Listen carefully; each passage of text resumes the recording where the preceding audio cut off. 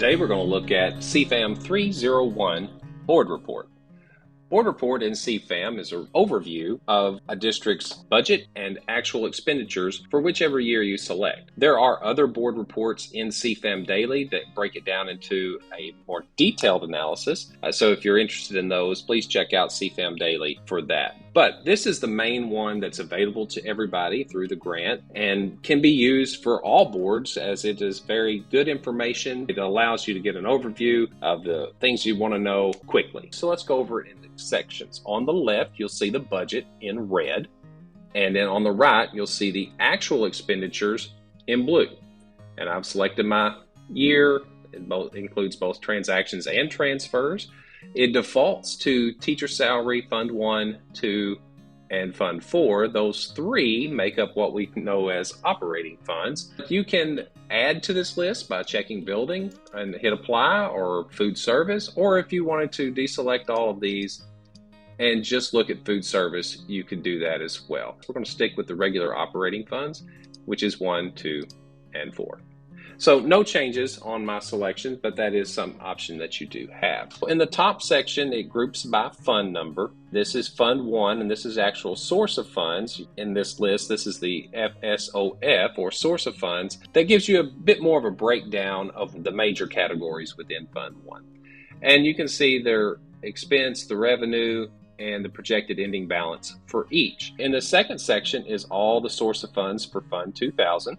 So a few more there than Fund 1, but there's a lot more going on in Fund 2000 than the other two funds selected. And the last section is Fund 4000, which is the debt service fund. There is a subtotal line in gray for each section. You can see that for Fund 1, Fund 2, and Fund 4.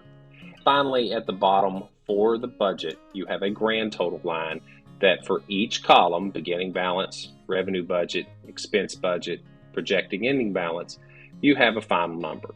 In the actual, you'll see a negative on Fund 1 of 2.8 million, and you'll see a negative in source of funds 2000 for 3.8 million, and that seems like, whoa, that's a problem. It is not, mainly because of the very next line. Revenue comes into 2001, the source of fund here, that's where the revenue comes in, and in 2000 and in Fund 1, that's where it goes out.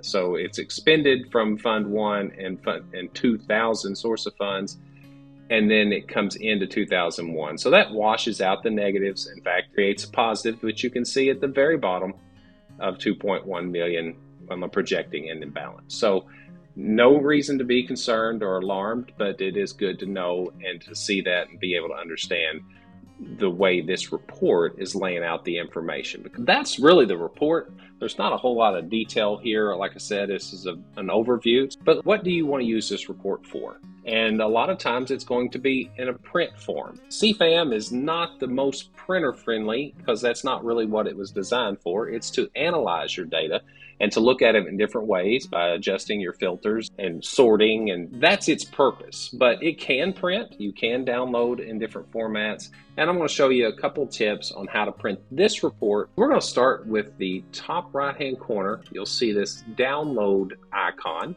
and if you hover over that, it says choose a format, so we want to click that, and we're going to work with two today. We're going to focus on PDF and PowerPoint. First, let's start with PowerPoint. It's really direct and an easy view.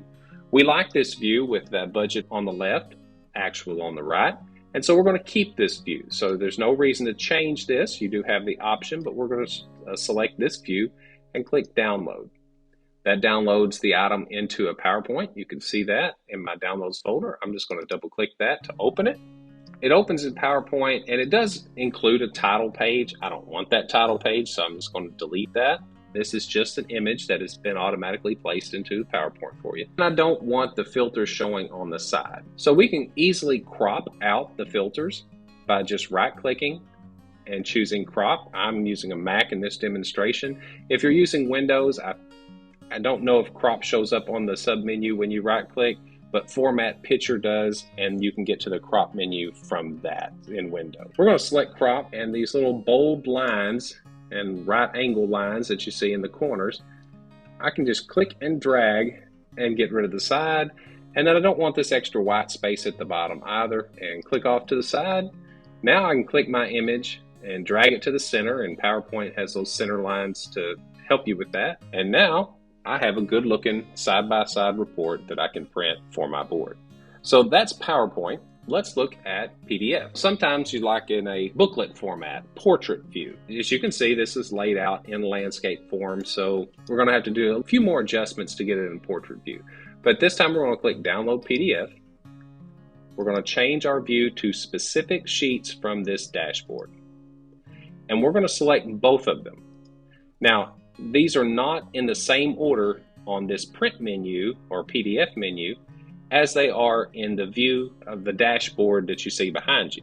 You can go with automatic scaling. That'll probably work for this report. I like to just change this at most 1 page wide because I know that it's not going to extend past my vertical view. Keep it in letter, keep it in portrait, click download. It's going to download in this file called CFAM PDF, and I open it up and you have 1 page per each. You have actual, which as you can see, it's listed first and this one's listed second, but you can print this out and move them, or in your PDF editor, you could rearrange those as well.